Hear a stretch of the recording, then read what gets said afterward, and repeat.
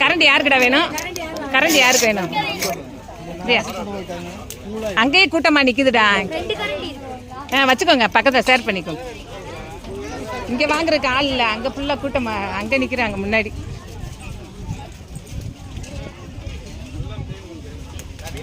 வாங்கும் போதே சாப்பிட்டுக்கிட்டே கூட போயிருங்கடா.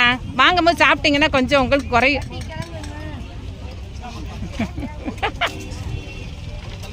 இங்கெல்லாம் இந்த பக்கமே அங்கதே ஃபுல்லா கிரௌடா இருக்கு.